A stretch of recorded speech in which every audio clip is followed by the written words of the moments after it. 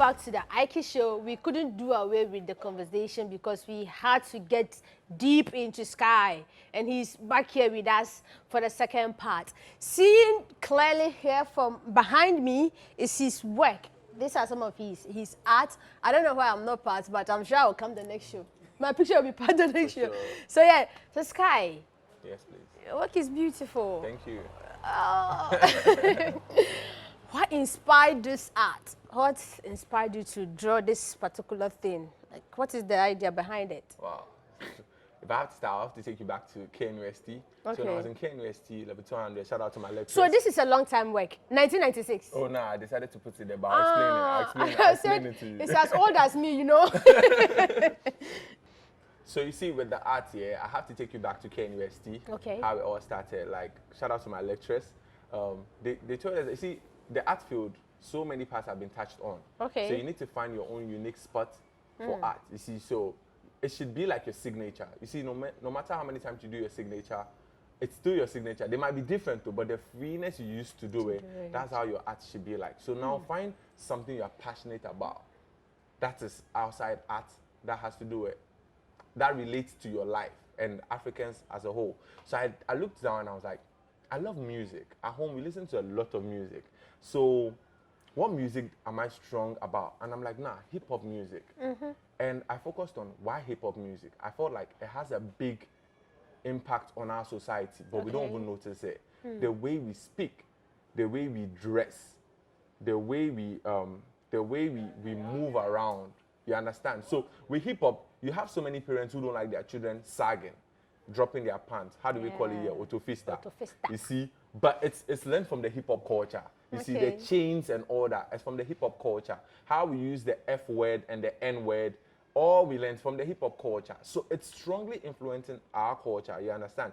That's how come from hip-hop, we have hip life music. You see, so I'm trying to create that relation between hip-hop and hip life and how it has evolved over the time and how we dress with it. So with my work, I communicate that. And in hip-hop, hip-hop has elements. The elements of hip-hop is rap music, DJing, break dancing, and the so you can dance? A little. Should we try? No. So we have break dance, and the last one is graffiti art. Okay. So we had graffiti art, and hip-hop is like the voice for the black people. That's what we used to speak out, make people understand where we are coming from. You see, without hip-hop, I would not know about the N-word. You see, so with the N-word now, I've been able to learn the history about it, knowing that it comes straight from slavery and how people were being used as slaves. But we use it all around. Everybody, N-word, Edwin, Edward. I don't know if I can mention it yet, but I'm free to mention it in my own time. So, you see, because of the N-word, people using the N-word everywhere, I've been able to learn that, yes, this goes from slavery and how blacks were being used as slaves and they were sold. You see, so hip-hop tells us a lot, but we are not listening that much, you understand? So with my work, I communicate that. Just use graffiti to tell you my story of hip-hop, how we dress, how we think, and all that. So with my work, this is for my exhibition I did at Carbon. Okay. So these are some of my works, and I try to do them in my own characters, you understand? So this is a work of Payday, the Ghanaian Altubeats musician. So you'd have it, and this is in relation to his song 1990. Yeah. Oh, so it's 90, not 96. Yeah, so it's 1990. Yeah, so that's it in 1990. And if you notice, he has this. If you notice, my uniqueness about it is the eyes. Yeah. The reason why I do their eyes like this is because I grew up watching cartoons where the superheroes don't have. They go into the superheroes mood. So because I'm appropriating and I'm creating my own character of the people, this is me giving them life by putting their eyes this way. You understand? That is just my own form. So like around him, you can see elements of his grills, his teeth, and all that. And these are stuff that ornament that people wear around. The way we wear our chain, the earrings, all that. All these are from like hip hop. You see, we have the grandpapa. You see, so the grandpapa is Reggie Rockstone, and that is his Beatmoji. He's been doing a lot of trend about this on social media, and I like the way he talks, and him being the grandpapa of hip life, it's something I decided to put out there, because social media right now, we use emojis, Bitmojis, and all that. So I try to relate this and just try and mix it up together. And so these are my characters. Around, behind them are kind of like tags. We call that tags, like the writings we do around it. So around it, you can see the blue writings and all that. We call that tags. Anytime you put the writings around, we call it tag. For example, I want you there, you know how political that can be. If you notice, before Nana came into power, if you notice around, they were writing new register around the streets of Accra. I believe most of you have seen that. So that's how we do tags. Tags have been way back from history, from Egypt. That's how we used to label, even in biblical terms, in the Bible, when Moses, God said he will make the raft come into... Hey, Bible has come inside. You see, they had everything to paint. Some he did inside. So it's like, to own a territory, you mark it with like a tag. Okay. Yeah, if you want to own this place, you Son put your of a flag. Registered. Yes. Yeah, so trademark sort of. Okay. So in graffiti, that is what we do. That's how come we made it a street art. You understand? So streetwise, we try to put that out there. That is my tag. I'm letting you understand that this is talking about tags. You mentioned previously on our last episode, beard gang. Yes, please. How? I don't get it. Is it because you have beard or it has a different meaning from what I'm thinking? Yeah, okay, so with me, you see, I told you, I like to stand out with what I do. Okay. You see, so I pick out certain stuff, which I know that, okay, why are people having their own primitive or belittling mind about it? Like, why are you looking at it like this is a bad thing? Everybody sees me and it's Al-Qaeda and stuff like that, but I'm not like that. I'm more of a different person, and like, you can't judge me with how I look. You understand? You can't judge me with how I look and all that. So, when I was in uni, like level 300, I saw a couple of guys and they printed a shirt called Beard Gang. And I was like, yeah, I want one of those. Like, what is it about? And they told me, oh yeah, they try to do good deeds to the society, give back to the society. And I fell in love with it. Imagine meeting a couple of young guys with beard, giving back to the society. It's just amazing. So I wanted to be part of that, you see, but because they were finishing and they were so busy, they couldn't really push the idea like that. And I was like, you know what, I'm taking over.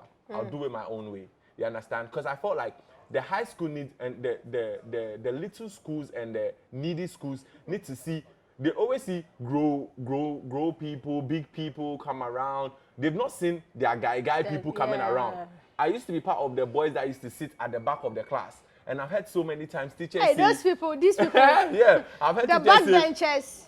you people will not make it, you will not finish. But I went to school, I finished, I went to KNUST, I passed with a second class upper. So I want to give those who see behind that, yeah, you can make it too. You understand? So many kids don't have people to look up to. So once we do the donations, we help and talk. And you know, donations could be anything little.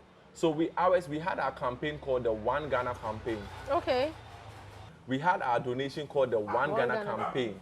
So with the One Ghana campaign, it's like you can give as little as 1 Ghana cedi just to help this thing, to help a needy kid. And to surprise you, we have a month, which is coming next month. We call it the No Shave November month. So during no that shave. month, yeah, No Shave November. Oh, okay. So that month we don't go to the My barbering producers salon. and camera guys, I don't want anybody to shave. November is coming. Even the females too. So it's your hair. Be dangerous. it's your hair. Why we do that is that you leave your hair and you save the money you used to go to the barbering salon. And we are trying to create the awareness for cancer patients that lose hair. Okay. So we leave that small money you used to go to the barbering salon for that month. You give it out to the needy people. So that's the way we create the whole passion. So Beard Gang has been with that. Even the T-shirts we give out, the money goes straight into our donation. Great. But we don't want to do it anyhow, like the way Ghanaians used to say, basa basa. We want to make people enjoy it, like, oh, these guys are looking good. So that's my first tackle. I tackled how to make people love the beard. My mom even was like, you don't come to this house with this beard. I'm like, I'll come. I made it a standpoint for it to get popular in Ghana. Great. So you started from school. Yeah. So talking about school, how has the education you had, your background to education, from primary school to JHS, senior high school, the money maker in senior high school, let me put it that way, and tertiary, helped your passion up? How has it held you up? How has it kept you going? Did you feel at a point that I should just drop and do this, or you really don't have any regrets taking the formal education up, attach to your passion? This is a nice question. No, I don't think I've gone to any interview and they've asked me this question. And I love this question so much. I feel our education system, it's just down. Okay. We learn so many stuff we don't need. I was in school and I I didn't even like science. I kept on looking at what would I use this for. I kept. Well, Science. I get. I'm learning it, but what would I use this for? I would rather be at home and learn history and animals on TV than what you're teaching me. I get it. It's a formal education. You want me to get around it, but from an early age, I knew I would not use it for anything. I knew I had passion for art. You see, so certain times. You see, your parents go to school, go and do this, go and learn that. But you're forgetting that the kids can learn how to swim, can learn how to drum, and all that. So those other extra... in Ghana, talk Ghanaian contest. Yes, it's true, because I was really talented. If my parents actually looked at the talent side of me, they could have pushed me far, and I would have become the ACN or something bigger than that. I could have been playing the piano in the church and all that. But it's like I'm focusing on science, which I know I would not use. And maths. Which it was good, but you see, it's something we have to do at a certain period to help the child choose where he wants to go. Exactly. You see, the rest of the stuff can be like, you see, at an early age, you are so passionate about talent and all that. So you can learn how to swim at that age, which is good. You can learn how to drum and all that stuff. Once you have those basic stuff, you can even earn money for it, because even churches pay people to play and all that. But you didn't let me learn that. So my talent is already squeezed into a box. At my age, I can't go and learn how to drum. I don't even care about it anymore. But luckily for me, I know how to draw. There are people who don't know how to draw. There are people who do civil engineering, telecom engineering, and they are not getting work in Ghana yet. All they learned in school, when they go out, they still have to go and learn it properly. You see how long that is? Like, you've literally thrown every single thing they've learned away, and now I'm making more money and they are not. You see, I have people who are passionate like me, but they are not even making money because they are not working smart. You see, so there's a whole lot of waste around it, and nobody's saying anything about it. Your parents are not saying anything about it. Thank you. About waste and diverting from your passion because you have to go with the society's flow of learning all the compulsory courses that you listed above. What are the challenges you faced in school alongside your passion? I mean, you started work right from senior high school, making CDs to get money. You had to go into art. You had to add social media at a point. You had to manage a club. The beard gang came. What challenge did you face alongside your education? Did it affect your grades in any way? And what challenge did you really face? First of all, I was already bad at school. Hey, I was already bad. Explain your bad. Yeah, my bad was I didn't like it. That was it. I loved art, but I was just looking at them like that, you see. And I was a daydreamer from a kid. So I easily get swayed away by what I see in the room, you understand? So you probably are teaching and you mention A, then I'm like, A, if Superman had A on his chest, it would have made sense. So why didn't he even kill the other guy the last time? And I'm sitting down there and my mind is gone. You see, so my mind is gone, so I easily get late in class and I didn't fit in well. So I think when I was growing up, I was like the last in the class. You see, but growing up in Nigeria, they didn't really care like that. They would just forward you to the next brand and all that. So you have them, they didn't care. They just forward. And Ghana, I think in Africa, Ghana is known to be one of the countries with the best education. When I came to Ghana, my education just picked up and I started doing very well in school. You understand? Because I think the people around me also helped me. So shout out to my friends, because around, they were quite good with school. So at least they push you, Charlie, let's learn this thing right now, you understand? Let me teach you. So I could pick up a few stuff from them and they make you look so calm and nice. You know how you and your boys are there and they can explain it using football. Yeah. The maths you don't understand, they're using football or food to explain it to you. That's how smart they are. You see, so with that, I was able to pick up. And yeah, I passed all my exams and I got to Ghana. I passed and I went to KNUST. I passed KNUST and I finished with a second class upper. You see, so great. I still passed well. Great. Which was perfect. You have a project coming up November about not shaving. Do you have any other projects you'd like to share with us? Any other thing you have coming up that we should know about? Oh,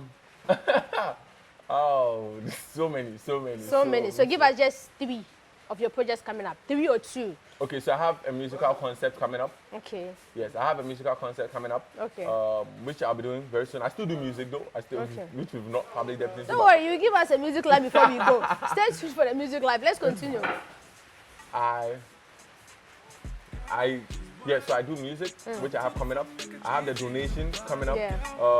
I have my influencer where I have to do, Club Shandy is my biggest brand. So yeah, watch out for me in Club Shandy, chilling out, giving you more insight into how Sunday is and how you can enjoy your daytime enjoyment with Club Sunday. Wow. Free enjoyment. So what advice do you have for upcoming people who have talents and passions and would like to develop it? What advice do you have for us? I mean, we are all part of it. I have these 3 things I follow, which is keep quiet, be determined, and do the first things first. You understand?